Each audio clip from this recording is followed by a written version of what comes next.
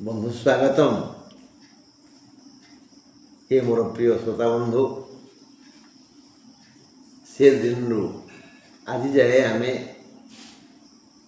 विभिन्न राशि उपरे बृहस्पति प्रभाव उपरे आलोचना करुचे। आम समस्ते अवगत अच्छे जे मे मास 14 तारीख बृहस्पति मिथुन राशि को यात्रा करिवे। एवं से वृषरे अछंती। आज आम कुंभ राशि उपर आलोचना करिबा। कुंभ, मीन, मेष, वृष, मिथुन। कुंभर पंचम बृहस्पति। पंचम बृहस्पति कुंभर पंचम बृहस्पति। कुंभ, मीन, मेष, वृष, मिथुन। कुंभर पंचम बृहस्पति एक कथा समस्त कुंभ राशिर व्यक्तिगण जानिछन्ति। पंचम बृहस्पति हेले बहुत बढ़िया फल मिलता है। सूतार्थ लाभ नवपंचकेशु। सूत अर्थ नवपंच, सूत नव, पंच अर्थ माने पंचम बृहस्पति प्रबल अर्थ दे था। ज्ञानी माने कहती अर्थम अनर्थम चिंतय नित्यं। अर्थ को सब अनर्थर कारण बोली चिंता करने उचित। किए लिखिले आपको? आदि शंकराचार्य। नास्ति तत्र सुख लेश सत्यम। यह सत्य जे अर्थरे लेसे मात्र सामान्य मात्र सुख नहीं। अर्थम अनर्थम चिंतय नित्यं नास्ति तत्र सुख लेश सत्यम। तेणु आमे माने तमे मु से अर्थ आसीबा खबर पाइले भारी खुशी हो जाऊे। आउ आसीगले नाचुचे कौटी स्टेज रे नाई, मन भितर हृदय पड़िया रे मन नाचुची। आसीगला आसीगला आसीगला ध ध ध नहले पड़ेब धन धन ध ध ध नहले पड़े जीव धन। जदि खर्च हो गला बाधुची। हेले बंधु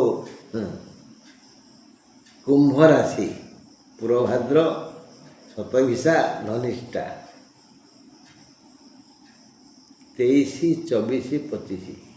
आगे धनिष्ठा 23, शतभिषा 24, पूर्वभाद्र 25। यही 3 नक्षत्र कुंभ राशि सहयोगी, सहकर्मी, सहबंधु, सहानुगामी। यही 3 राशि पाए, यही 3 नक्षत्र पाई कुंभ राशि बल। कुंभर अधिपति शनि से निकट अतीत मीनु को जाइछन्ति। मीनरे एबे बुध, शुक्र, शनि, राहु। यही शनि आउ राहु दुईटी ग्रह एकत्रित होइथिबारु पृथ्वीर सर्वत्र किछि ना किछि अघटन घटुछि। एप्रिल मासरे जम्मू काश्मीर में वर्षा हुए ना, किंतु काली जो घटना घटीगला जम्मू काश्मीर रे केते करकापात हैला, रास्ता घाट बंद हो गला, भूस्खलन हैला, केते घर द्वार भांगला इत्यादि इत्यादि इत्यादि। केवल राहु और शनिकर सम्मिश्रण। कोठी कोठी मीनरे। हाँ, आम ए आलोचना करिबा पछुर जीवा। पूर्वभाद्र कुंभरू जीवा, 25 नक्षत्र जीवा, तापर 24, 23 कथा आलोचना करिबा। पूर्वभाद्र नक्षत्र को अर्थ लाभ है, बहुत अर्थ।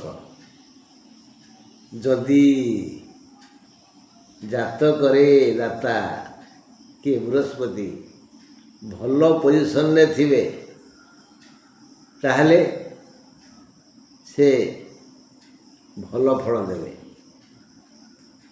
ମୋର ଅତୀତରୁ ପଦେ କହୁଛି। ମୁଁ କ୍ଲାସରେ ମ୍ୟାଥମେଟିକ୍ସ ପଢ଼ାଏ। ଭଲ ଶିକ୍ଷକମାନେ ମଧ୍ୟ ମୋଠୁ ବୁଝନ୍ତି। ପିଲା ତ ମୋର ପ୍ରିୟ। ଆଉ ମୁଁ ଅସୁସ୍ଥ ହେଇଯାଇଥାଏ। ମୋ ଦେହ ହାତ ଦରଜ, ମୁଣ୍ଡ ବିନ୍ଧା। ଏ ସମୟରେ ଜଣେ ଶିକ୍ଷକ ଆସି କହିଲେ, ସାର୍ ଏଇଟା ବୁଝେଇ ଦେବେ। ଆଜ୍ଞା, ମାନସିକ ସ୍ତରରେ ମୁଁ ଅସୁସ୍ଥ, ଶାରୀରିକ ସ୍ତରରେ ଅସୁସ୍ଥ। ତେଣୁ ମୁଁ ସମ୍ଭବ ଅବସ୍ଥାରେ ନାହିଁ, ଅସମ୍ଭବ ଅବସ୍ଥାରେ ଅଛି। ତେଣୁ କୌଣସି ପ୍ରକାର ବୁଝେଇ ପାରିବି ନାହିଁ। ଖାଇନି କେଇ ଦିନ ହେଲାଣି।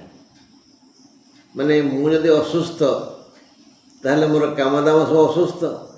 ଯଦି ମୁଁ ସୁସ୍ଥ, ଆପଣଙ୍କର ବିଶ୍ୱାସ ହଉ ବା ନ ହଉ, ମୋର ଗୋଟେ ସାଇକେଲ ଅଛି। ସେ ସାଇକେଲରେ ମୁଁ ବସି ପଡ଼ିଲେ ଭାବେ ପୁଷ୍ପକ ଯାନରେ ବସିଛି। ଆଉ ମୁଁ ସେଥିରେ ଗଲାବେଳେ ବି ରାସ୍ତାଘାଟରେ ଲୋକ ଅଟକେଇକିରି ମୋଠୁ ମ୍ୟାଥମେଟିକ୍ସ ବୁଝନ୍ତି। ମୁଁ କେତେବେଳେ କାହାକୁ ମନା କରେନି କେଉଁ କ୍ଷେତ୍ରରେ ବି। ଅଧିକାଂଶ ସମୟରେ ଏମିତି ଜନସେବା କରୁ କରୁ ବିଳମ୍ବରେ ଯାଇ କର୍ମକ୍ଷେତ୍ରରେ ପହଞ୍ଚେ, ଶ୍ରଦ୍ଧା ଶୁଣେ।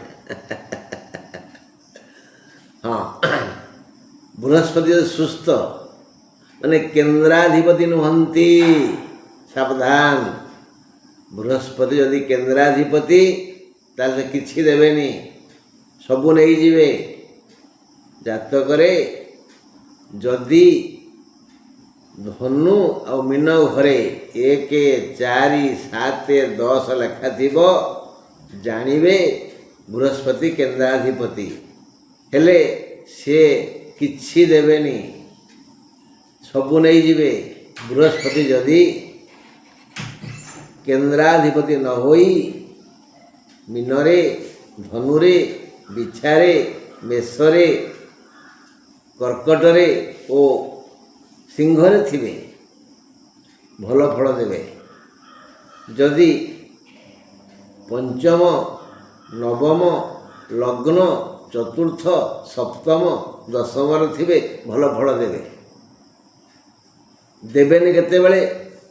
ଯଦି ସେ କେନ୍ଦ୍ରାଧିପତି ବା ବୃଷ, ତୁଳା, ମିଥୁନ, କନ୍ୟା, ମକର, କୁମ୍ଭରେ ଥିବେ ବା ତୃତୀୟ, ଷଷ୍ଠ, ଦ୍ୱାଦଶ, ଅଷ୍ଟମରେ ଥିବେ। ୟାକୁ ସବୁ ଆଗେ ତର୍ଜମା କରିବେ। ତାପରେ ଖୁସି ହେବେ, ମୋର ପଞ୍ଚମ ବୃହସ୍ପତି, ମୋତେ ହାତୀ ଘୋଡ଼ା ମିଳିବ ଇତ୍ୟାଦି। ଯଦି ପୂର୍ବଭାଦ୍ର ନକ୍ଷତ୍ର ବିଶିଷ୍ଟ ବନ୍ଧୁମାନଙ୍କ ଜାତକରେ ବୃହସ୍ପତି ସୁସ୍ଥ, ସବଳ, ପ୍ରସନ୍ନ, ତେବେ ସେ ଅର୍ଥ ଦେବେ। ଗ୍ରହ ରୂପୀ ଜନାର୍ଦ୍ଦନ ବୃହସ୍ପତି ରୂପରେ ଜନାର୍ଦ୍ଦନ ବୋଲି ବିଧାତା ଆଗେ ଆଗେ ଚାଲିବେ, ବାଟ ବତେଇ ଦେବେ। ଅର୍ଥ କେଉଁଠୁ ଆସିବ, କେମିତି ଆସିବ, ସେ ବୁଦ୍ଧି ମୁଣ୍ଡକୁ ଆସିବ। ପୁଅ ଯୋଗ୍ୟ ହେବ, ରୋଜଗାର କରିବ। ଗୋଠକୁ ଦୁହାଁଳିଆ ଗାଈ ଆସିବ, କ୍ଷୀର ଦେବ। କ୍ଷୀର ବିକ୍ରି କରିବା ବା ଖାଇବା ପିଇବା ବଞ୍ଚିବା। ଶସ୍ୟ କ୍ଷେତ୍ରରୁ ଉତ୍ତମ ଶସ୍ୟ ଆୟ ହେବ। ବାଡ଼ି ବଗିଚାରେ ଫୁଲ ଫଳ ଭରପୁର ହେଇଯିବ। ଆମକୁ ଲୋକ ଚିହ୍ନିବେ, ଜାଣିବେ, ପଚାରିବେ, ବୁଝିବେ, ଦେବେ, ନେବେ। ବନ୍ଧୁମାନେ ସହଜର ହାତ ବଢ଼େଇବେ। ହେଲା, ବଳକା ଅର୍ଥ ପରିବାର ପ୍ରତିପୋଷଣ କରିସାରିଲା ପରେ ବଳକା ଅର୍ଥ ସଞ୍ଚିତ ହେବ। ଏ ସଞ୍ଚୟ ଅର୍ଥରେ ଆପଣ ଯାତ୍ରା କରିପାରିବେ, ପରେ ଏବେ ନୁହଁ। ଏ ଗଲା 25 ନକ୍ଷତ୍ର କଥା, ପୂର୍ବଭାଦ୍ର କୁମ୍ଭ କଥା। 24ରେ ରକ୍ତପାତ ଯୋଗ, ପଞ୍ଚମ ଥିଲେ କ'ଣ ହେବ? ଯଦି ଜାତକରେ ଭଲ ଜାଗାରେ 24 ନକ୍ଷତ୍ରଙ୍କର ଯଦି ଭଲ ଜାଗାରେ ଯାହା ବର୍ଣ୍ଣନା କଲି ବୃହସ୍ପତି ଥିବେ, ତାହେଲେ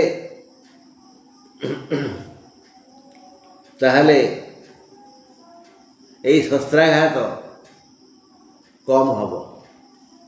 ଯଦି ଖରାପ ଜାଗାରେ ଥିବେ ତାହେଲେ ଅଧିକା ହେବ। ଧକ୍କା ହେଇଯିବ, ହାତ ଗୋଡ଼ ଭାଙ୍ଗିଯିବ, ରକ୍ତ ବାହାରିବ, ଝୁଣ୍ଟିବେ, ନଖ ଛିଣ୍ଡିଯିବ, ରକ୍ତପାତ ହେବ। କ'ଣ କଟାକଟି କରୁଥିବେ, ହାତ କଟିଯିବ, କ୍ଷୀର ହେଉଥିବେ, ଗାଲ କଟିଯିବ, ରକ୍ତପାତ ହେବ। ବା ରକ୍ତ ଜନିତ ରୋଗ ହେବ, ବିପି ବଢ଼ିଯିବ ବା କମିଯିବ, ଦେହ ହାତ କୁଣ୍ଡେଇ ହେବ, ଘିମିରି ହେବ, ବ୍ରଣ, ଯାଦୁ, ବଥ, ବାଳମୂଳିଆ ଇତ୍ୟାଦି ହେବ, ରକ୍ତପାତ ହେବ। ଯଦି ଭଲ ଜାଗାରେ ଥିବେ, ଯାହା ବର୍ଣ୍ଣନା କଲି, ଯଦି କେନ୍ଦ୍ରାଧିପତି ହେଇଥିବେ, ଏଇଟା ଟିକେ ସମସ୍ୟାପୂର୍ଣ୍ଣ ହେବ। ତେଣୁ ଆମେ ଜାଣିପାରିଲେ ଯେ 24 ନକ୍ଷତ୍ର ରକ୍ତପାତ ହେବ। ଯଦି ଭଲ ଜାଗାରେ ଥିବେ ସାମାନ୍ୟ ଟିକେ ହେବ, ଯଦି ଖରାପ ଜାଗାରେ ଥିବେ ତାହେଲେ ଦୁର୍ବୁଦ୍ଧି ମୁଣ୍ଡକୁ ଆସିବ, ଭୁଲ କାମ କରିବା, ଅଧିକ ରକ୍ତପାତ ହେବ। କେହି ଅନ୍ୟକୁ ମାରୁଥିବ, ଟେକା ପଥର ସେ ପଡ଼ିବ ଆପଣଙ୍କଠି, ଯାହାକି ମୋର ପଡ଼ୁଥିଲା ଥରେ। ଜଣେ କିଏ ମାଙ୍କୁଡ଼ୁ ଟେକା ପକାଉଥିଲା, ଏଇଠି ପଡ଼ିଲା, ଏଇଠି ପଡ଼ିକିରି ଏଠି ଖଣ୍ଡିଆ ହେଲା, ଏଠି ପଡ଼ିଲା, ଏଠି ରକ୍ତପାତ ହେଲା। ତାପରେ ମୋ ଆଖିଆକୁ ଦୁଶିଲାନି କିଛି। ମୁଁ ସେଦିନ ଗଲି ଭୂମିକା ହସ୍ପିଟାଲକୁ, ସେମାନେ କ'ଣ ସବୁ କଲେ, ଯାହାଫଳରେ ମୁଁ ଆରୋଗ୍ୟ ଲାଭ କଲି। ମାନେ ଖରାପ ସମୟ ଆସିଲେ ଏମିତି ସବୁ ହୁଏ। ସମୟରେ କରନ୍ତି ବଳାବଳମ୍। ଆମେ ଜାଣିଲେ ଯେ ଦୁଃଖ ଅଛି, ଆମେ ଛତାଟିଏ କିଣୁଛେ କାହିଁକି ନା ଆଗକୁ ବର୍ଷା ଋତୁ, ବର୍ଷାଟି କିଣୁଛେ, ଛାତ ଘର ଛାଉଛେ। ତେଣୁ ବେଳ ସାବଧାନ ହେବା। ସଂକଟ କଟ ମିଟେ ସୋ ପୀରା ଯୋ ସୁମରେ ହନୁମତ ବଲବୀରା। ହନୁମାନଙ୍କୁ ବାରମ୍ବାର କହିବା, ପ୍ରଭୁ ଦୁଃଖ ଆସୁଛି ରକ୍ଷା କର। ହନୁମାନ ଡାକିବା ପୂର୍ବରୁ ଆଗେ ରାମ ରାମ ରାମ ରାମ ରାମ ରାମ ରାମ ରାମ ଜପିବା। ତାପରେ ଓଂ ହଂ ହନୁମତେ ନମଃ, ଓଂ ହଂ ହନୁମତେ ନମଃ ଏ ମନ୍ତ୍ର ଜପିବା। ଯୁଆଡ଼େ ଯିବା, ଯାହା କରୁଥିବା, ଡାକ ପକାଉଥିବା ହନୁମାନଙ୍କୁ, ସେ ରକ୍ଷା କରିବେ। କିନ୍ତୁ ତା ପୂର୍ବରୁ ଭାବିବା ଆମେ କିଛି ଭୁଲ କାମ କରୁନେ ତ। ଯଦି କର୍ମ ଠିକ୍ ଠାକ୍ ଅଛି, ଦୁଃଖ କମ୍। ଭଗବାନ ଶ୍ରୀକୃଷ୍ଣ କହିଲେନି କର୍ମଣ୍ୟେବାଧିକାରସ୍ତେ, ହେ ମଣିଷ ତମର କର୍ମର ଅଧିକାର ଅଛି, ଫଳରେ ନାହିଁ। ମା ଫଳେଷୁ କଦାଚନ, ତମେ କର୍ମ କର, ମୁଁ ପରୀକ୍ଷକ, ମୁଁ ନମ୍ବର ଦେବି, ଭଲ କର୍ମକୁ ଭଲ ଫଳ ଦେବି। ତେଣୁ ଯଦି କାୟମନ ବାକ୍ୟରେ ଆପଣ ନିଶ୍ଚିତ ଯେ ଆପଣ ଭଲ ଲୋକ, ଭଲ କର୍ମ କରିଛନ୍ତି, ଭଲ କର୍ମ କରୁଛନ୍ତି, ଭଲ କର୍ମ କରିବେ, ତାହେଲେ ଏଇ 24 ନକ୍ଷତ୍ର ଯାହାକି ରକ୍ତପାତ ଶସ୍ତ୍ରାଘାତ ଯୋଗ ଅଛି, ତା ହବନି। ମାନେ ହବ, କେହି କହିବ ବାତ୍ୟା ଆସୁଛି, ସେ କୁଆଡ଼େ ପଳେଇଯିବ। ବିପଦ ଗାଁରେ ପଡ଼ିଶା ଘରେ, ଯେମିତି ରାବଣଙ୍କ ଲଙ୍କାରେ ହନୁମାନ ନିଆଁ ଲଗାଇଲେ, ବିଭୀଷଣରେ ନିଆଁ ଲାଗିଲାନି, ସେମିତି ଆପଣଙ୍କର କ୍ଷତି ହେବନି।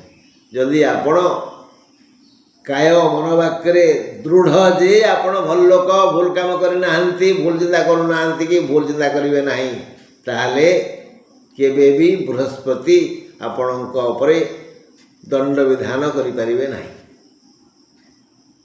25 ଗଲା, 24 ଗଲା, 23 କଥା। 25ରେ ଜାଣିଲେ ଅର୍ଥ ଲାଭ। ପଞ୍ଚମ ବୃହସ୍ପତି ପୂର୍ଣ୍ଣ ପ୍ରାଣରେ ଦୟା କରିବେ 25 ନକ୍ଷତ୍ରକୁ, କିନ୍ତୁ 24 ନକ୍ଷତ୍ରକୁ ସେ ଦୟା କରିବେ ନାହିଁ, ରକ୍ତପାତ କରିବାର ସୁଯୋଗ ଦେବେ। କିନ୍ତୁ 23 ଯାହା ଧନିଷ୍ଠା, ପୂର୍ବଭାଦ୍ର ଠିକ୍ଠାକ୍ ଅର୍ଥ ପାଇବେ, ଶତଭିଷା କଷ୍ଟ ପାଇବେ, ରକ୍ତପାତ ହେବ। ଆଉ ଧନିଷ୍ଠା ଏଇ ତ ଅସୁବିଧା। ଆଉ ମୁଁ ବାରମ୍ବାର ଆପଣଙ୍କୁ କହୁନି, ମୌନି ନଃ କଳହୋ ନାସ୍ତି। ଯିଏ ମୂକ, କଥା କେହି ଜାଣିନି, ସବୁ ଦେଖୁଛି ଶୁଣୁଛି, ତା ପାଟି ଖୋଲୁନି, ତା ସାଙ୍ଗେ କଜିଆ କରିବ। ତେଣୁ ଏଇ ଧନିଷ୍ଠା ନକ୍ଷତ୍ର ବ୍ୟକ୍ତିମାନଙ୍କୁ ସତର୍କ କରିଦିଆ ହେଉଛି କି ସେମାନେ ସବୁ ଦେଖିବେ, ଶୁଣିବେ, ଚୁପ୍ ରହିବେ, ନହେଲେ କଳହ ହେବ। ଆଉ କଳହ ହେଲେ ସମ୍ମାନ ହାନି ହେବ। ଉପର ମୁହଁ ତଳକୁ ହେଲେ ମଣିଷ ଜୀବନ ଦିକଡ଼ା, ସମସ୍ୟା ବଢ଼ିଯିବ, ଲୋକ ଘୃଣା କରିବେ। ଆଉ କୁହନ୍ତି କଣ୍ଟା ବାଡ଼ରେ ଲୁଗା ପକାଇ ଚିରିବା। ତେଣୁ ଧନିଷ୍ଠା ନକ୍ଷତ୍ର ବ୍ୟକ୍ତିଙ୍କର ଯଦି ଜାତକରେ ଗ୍ରହ ସ୍ଥିତି ଠିକ୍ ଥାଏ, ବୃହସ୍ପତି ଠିକ୍ ଠାକ୍ ଥାନ୍ତି, ତାହେଲେ କଳହ ହେବନି। ଯଦି ଖରାପ ଜାଗାରେ ଥାନ୍ତି ତାହେଲେ କଳହ ଭୟଙ୍କର ହେବ। ସମସ୍ତେ ଘୃଣା କରିବେ, ଖରାପ ଲୋକ କହିବେ। ଭଲ ହେବା ବଡ଼ କଥା, ଆଉ ବଡ଼ ହେବା ଭଲ କଥା। ତୁଳନା କଲେ କେଉଁଟା ଭଲ? ବଡ଼ ହେବା ଭଲ କଥା, କିନ୍ତୁ ଭଲ ହେବା ସବୁଠୁ ବଡ଼ କଥା। ଭଲ ହେଇଯାଆନ୍ତୁ ନା, ଭଲ କର୍ମ କରନ୍ତୁ, ଭଲ ଚିନ୍ତା କରନ୍ତୁ। କାହା କଥା ଏକା ଏ ଘର ମାଉସୀ ସେ ଘର ପିଉସୀ ହୁଅନ୍ତୁନି, ପରଶ୍ରୀ କାତର ହୁଅନ୍ତୁନି, କାହାର ନିନ୍ଦା କରନ୍ତୁନି, ଈର୍ଷାଳୁ ହୁଅନ୍ତୁନି। ଯେଉଁମାନେ ପରଶ୍ରୀ କାତର, ଈର୍ଷାଳୁ, ଏ ଘର ମାଉସୀ ସେ ଘର ପିଉସୀ, ଯେଉଁମାନେ ପର ବୁଦ୍ଧିଆ, ପର କଥା ପରିଚାଳିତ ହୁଅନ୍ତି, ସେମାନଙ୍କ ଜୀବନରେ ଏ ଦୁଃଖ ଆସେ, କଳହ ଆସେ। ତେଣୁ ଚୁପଚାପ ରହିବେ। ହଁ ବନ୍ଧୁ, ଆଜି ଏତିକି ଆମେ ଜାଣିଲେ ପଞ୍ଚମ ବୃହସ୍ପତି କୁମ୍ଭ ରାଶିର ପୂର୍ବାଭାଦ୍ରକୁ ଅର୍ଥ ଦେବେ। ଶତଭିଷାକୁ ରକ୍ତପାତ କରାଇବେ ଓ ଧନିଷ୍ଠା ସହ କଳହ କରିବେ। ଆପଣ ମୋ ସାଙ୍ଗେ କଳହ କରନ୍ତୁନି। ରହିଲି, ନମସ୍କାର।